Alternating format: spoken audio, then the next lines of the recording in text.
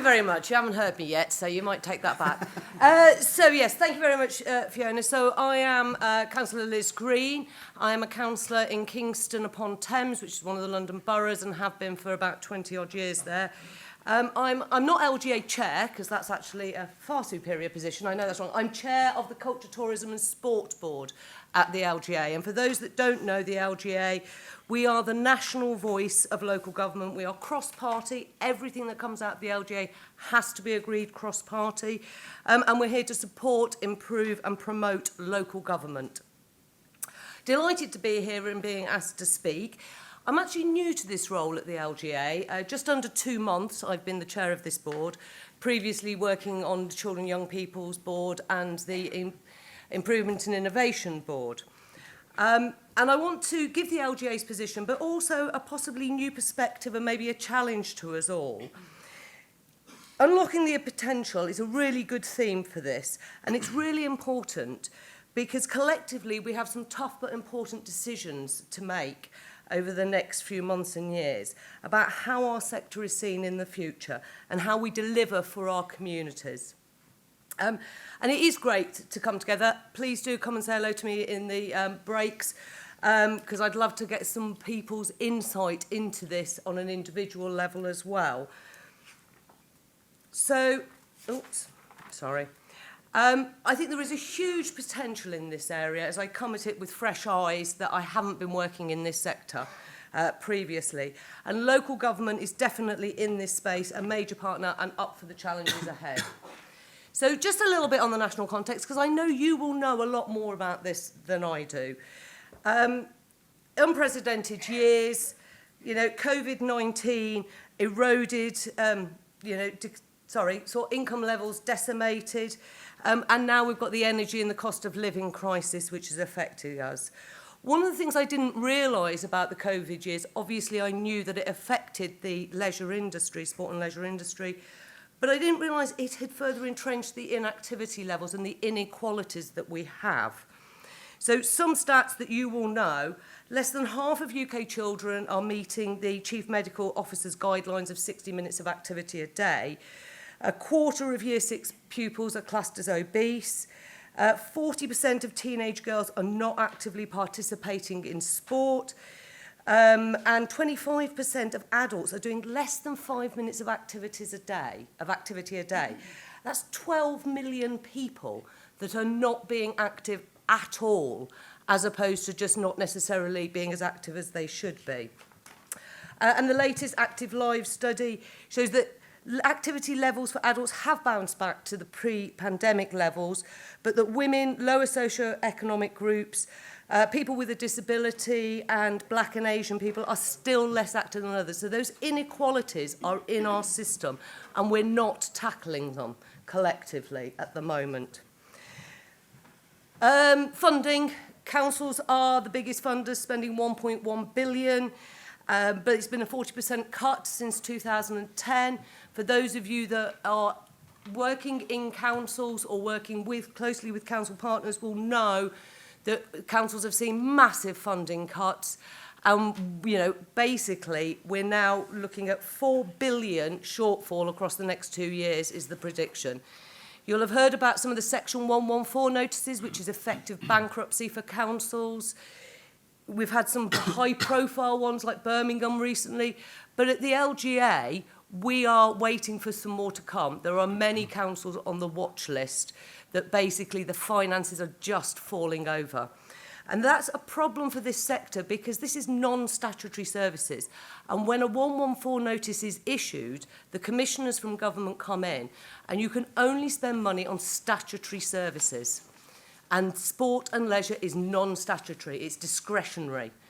So this gives a big problem that councils will not be able to fund to the same extent as they have. So we need more collaboration and more of a focus on health and well-being, I think, to see us through this funding problem. One of the issues with the funding problem is we've lost staff, probably some of your colleagues that used to be in roles of sports development, tackling the inequalities in activity and sport. They have been lost to councils, moved across to other areas, or unfortunately lost their jobs and moved into different sectors or different placements. And that, we can't tackle the inequalities in sport unless we focus on them. We focus on the barriers that stop the people that are currently inactive becoming active. And losing those roles is really, really devastating to tackling those problems. The leisure estate, you will know better than I that 60% of our leisure estate, our public leisure estate, is over 20 years old. Expectations have changed somewhat in the last 20 years. The buildings are literally falling down around our ears sometimes. Climate change, the energy costs, none of these things were considered when these buildings were built 20 odd years ago. And the government's 100 million National Leisure Recovery Fund and the 63 million Swimming Pool Support Fund is a welcome lifeline to the public sector to be able to address some of these problems with the facilities that we have. But the Swimming Pool Fund, 50% of those who applied didn't get the money. So it's not going to solve the problem overall. Just want to mention the Get Active Sports strategy that the government has and the National Physical Activity Task Force. So I attended the first task force meeting on behalf of the LGA and local government as a whole. And it was really good to be sitting around the table. The Get Active strategy seems to be trying to address the right problems. We know that moving somebody from inactivity to some activity gives the best health benefits, and the Chief Medical Officer have agreed on this. But what we need to do is see how that progresses, because I'm guessing you've all been here before with strategies coming out of government. Yeah? Yeah. So how do we, I can see a couple of nods, how do we address that this time so that actually it works? Rather than just another repeating of a strategy comes out, a few interventions happen that are short-term, successful, but short-term. How do we change it for the long term? Like I say, we are around the table at least on that. Uniting the Movement Sport England strategy, I'm not going to talk about that because you've got up next somebody who knows way more about it and will do it justice, I am sure. I also chaired the LGA's Moving Communities webinar at the start of this month, and it was really fascinating to see the demo of the tools and how to use those. So we have exciting times. There are challenges to overcome, but there are opportunities to grasp. Partnerships need to be further developed, interventions need to be measured and data-driven and evidence-driven. People need to be helped and communities need to be served. So why local government? Well, I know some of you are working for councils. I know some of you are in the private sector. Councils are unique, and we're unique because we're the only democratic institution that works locally. And that actually is really important because it gives us as councillors, and therefore the council, the mandate to do things and change things and look at things differently. We know our communities better than anyone else. Every council, every ward within a council or division within a county council is different, but we know our communities. So I spend a lot of time knocking on doors. Literally going door to door, surveying, asking people, and not just how they vote. I do ask that question, obviously, but I ask them about what it is that they want in their area, what would improve, what's wrong with the park, how can we improve the park, how can we look at the leisure facilities, and many other topics, which is what makes us different. If you work in a council, do you know your councillors? No, silence. And you probably don't, but you should get to know them because people are a little bit scared, I think, sometimes of councillors because we're politicians. So we are talking about politics. We mostly come from political parties, although not wholly, some will be independent. And we do talk about politics, but we're not just about the politics. We become councillors. We put our head above the parapet and stand for election because we want to serve our communities. We want to improve the area and the lives of the people where they live. And we are open to the discussions, and I can speak across the board here, from officers and from partners to say, come and tell me what some of the issues are, because I might be able to help find a way through some of those issues. So do speak to your councillors. I know some councils have rules about more junior officers and you have to go through your director. My advice is ignore it and just... but don't tell the director that you ignored it. Tell them that senior councillor said to ignore it, and then I'll take the blame. You can pass on my details. But the other thing that councils have is the wider remit. So we are looking across the board. We are looking at we have public health, we have adult social care, planning and highways, active travel, climate change, children's services, air quality. We have a lot of services that we offer which directly relate into the work you are trying to do. We also can break down the barriers in partnerships, and that's council officers and councillors, because we work with other public sector bodies. We work with the private sector. We work with the volunteer and community sector, universities, national governing bodies, you know, just to name a few of the different organisations, and in your areas it might be different. So, what are we doing in the national context laid out? Check the time, okay. Well, actually quite a lot. So you've probably seen these figures before. This is what councils spend, the 1.1 billion, and as I say, that's non-statutory services, and that's with the cuts. Why do we spend it in councils? Because we see the advantages of what it is happening in this area. We want to provide those services and that work for our residents. We're the biggest funder of sports, leisure and parks.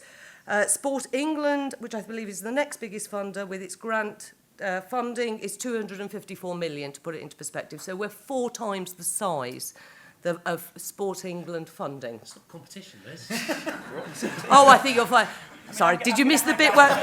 I was going to say, did you miss the bit where I said I'm a politician? I think you'll find it is. So we see the value, and these are just some of the numbers in terms of how public services are used. And we work across the life course, across the age ranges, you know, with loads of different facilities. We have universal, we have targeted facilities. Because we're essentially not-for-profit, yes, we charge for our leisure services, but we're not trying to make a profit from those. We're trying to feed it back into the system. We can offer free, subsidised and affordable options quite often. They are becoming, I think, less common as we try and maximise the income that's coming from our leisure services.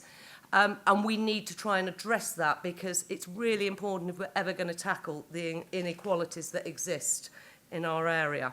We do not want cost to be a barrier to people taking part in leisure and sport. So the impact on the wider system.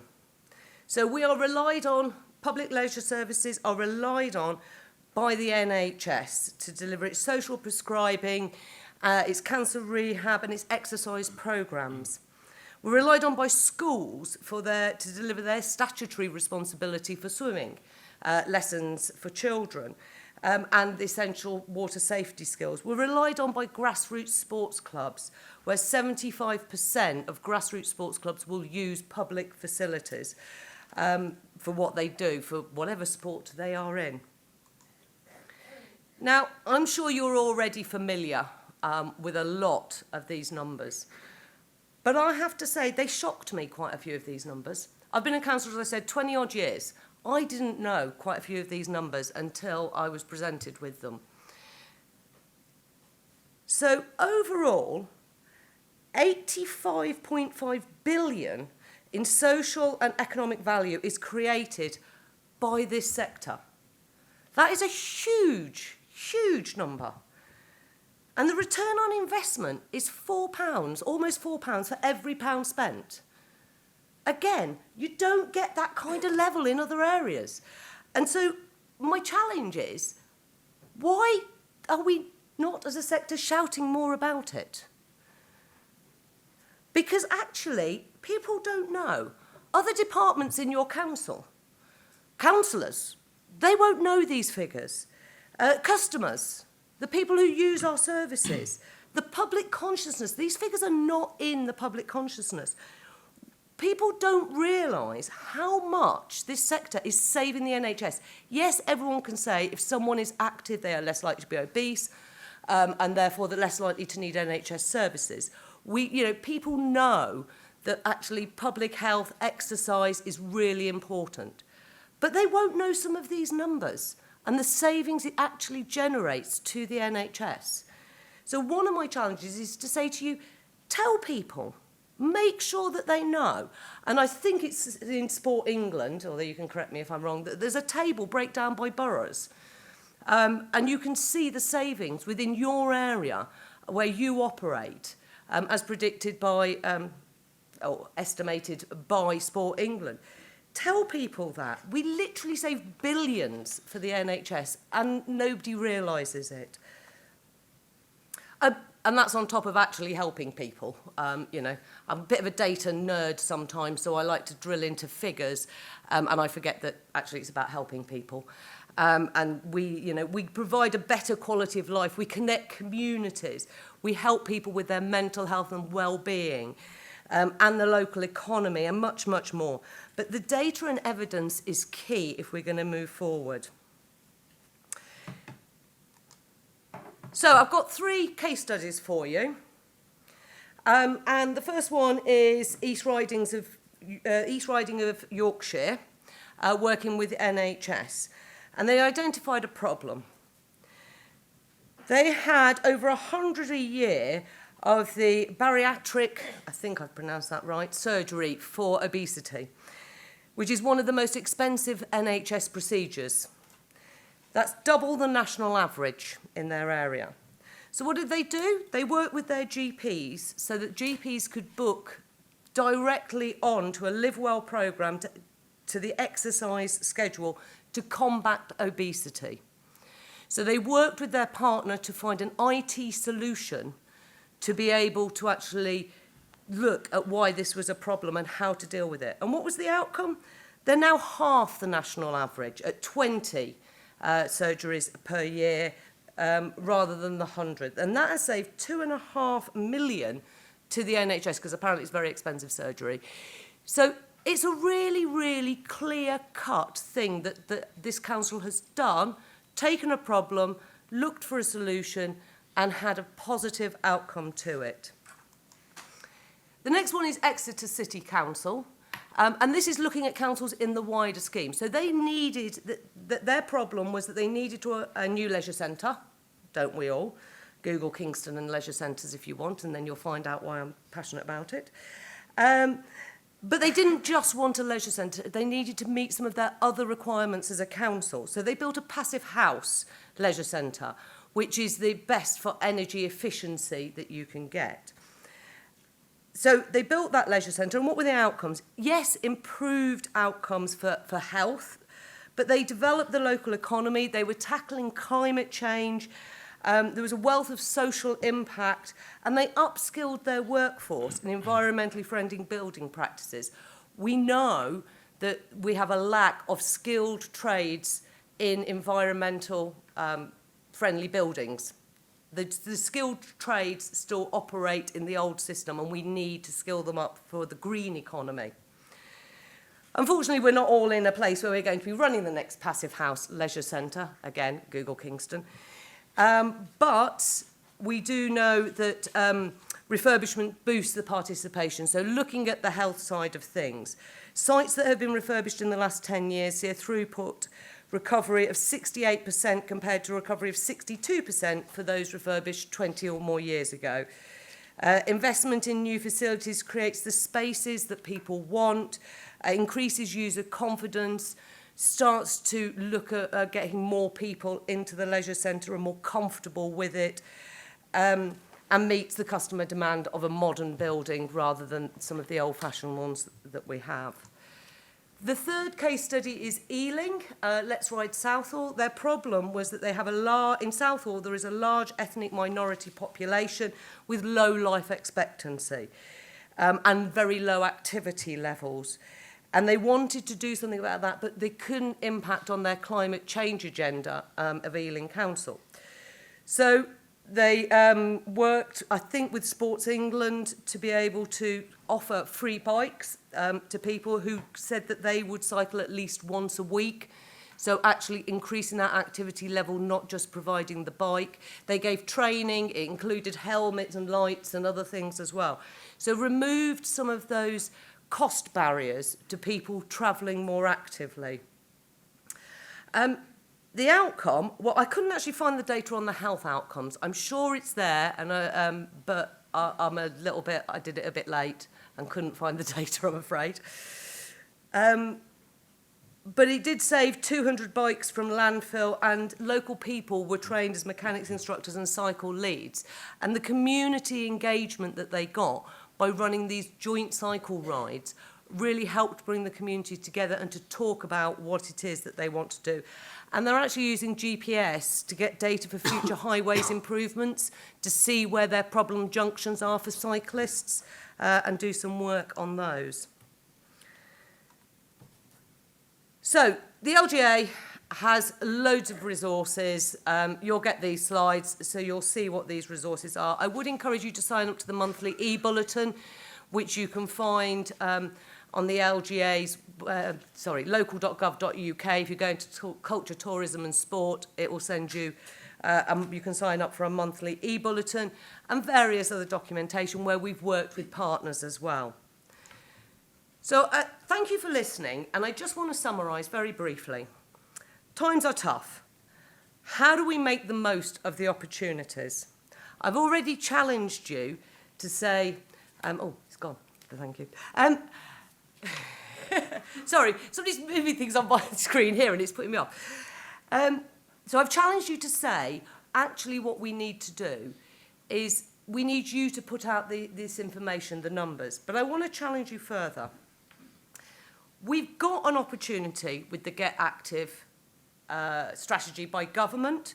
May have been there before, but how do we make the opportunity work this time? We need to work more closely together as a sector, because if we grow the sector, it benefits all of us, private sector and public sector and voluntary sector. We need to share best practice. Local government's very good at stealing other councils' ideas, and we encourage it at the LGA. If somebody is doing something well, get the details, tailor it to your council, and then pinch the idea. We need to relentlessly collect data and provide evidence, because we've got to make it a no-brainer for government to back us to do this work. We need secure long-term funding rather than successive short-term funding. And that challenge might sound a little bit patronising. I've been in the role less than 2 months. You know, you guys have qualifications and experience and knowledge, way more than I do. But sometimes I think those fresh eyes come in and I can look at things slightly differently. I was at the Select Committee on Women in Sport yesterday giving evidence for local government, and one MP commented, all of the issues on women in sport were being raised years ago, so why hasn't anything changed? Why are we still raising them now? And the answer is it takes systematic change to move from successful but local short-term interventions to the wide-reaching, long-term innovative solutions that we need to tackle the inequalities and improve the health and well-being of the public.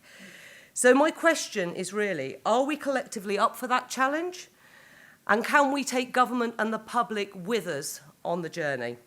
Thank you.